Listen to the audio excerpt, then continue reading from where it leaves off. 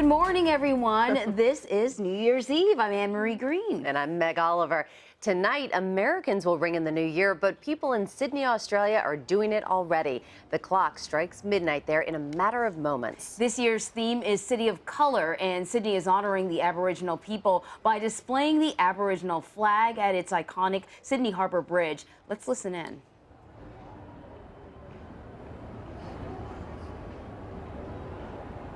Anne-Marie, what an absolutely gorgeous scene there. More than 1 million people are expected to gather to watch the fireworks. We have been told that red fireworks are going to cascade off the bridge there. It's going to be quite a scene. A few hours ago, they had a special family fireworks display just for the kids.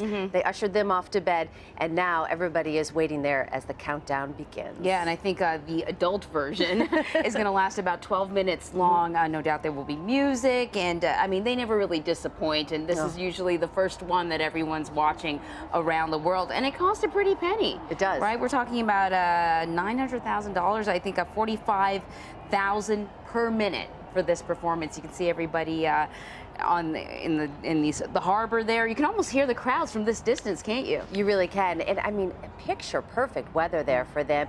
Sydney takes their role pretty seriously as one of the first major cities worldwide to ring in the new year every year. We've also been told that to complete this effect with the fireworks, the famous coat hanger, it's going to be transformed, as you said, into a giant Aboriginal flag. So it's going to be quite a sight to see.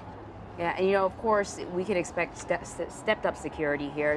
Australia has had its fair share of issues in regards to security concerns. They're taking no chances at all, and they want to make sure that everyone can enjoy themselves. There are going to be more than 1 million people packing this entire area waiting for this display, and they don't want anything to go wrong. And just as, like in New York, they have a countdown clock, and you can see it just off to the left of the bridge there. Yeah. There are 20 seconds right there as we get ready to see this remarkable fireworks display light up the sky. We've got about 5 seconds or 10 seconds to go. Let's listen in. Countdown.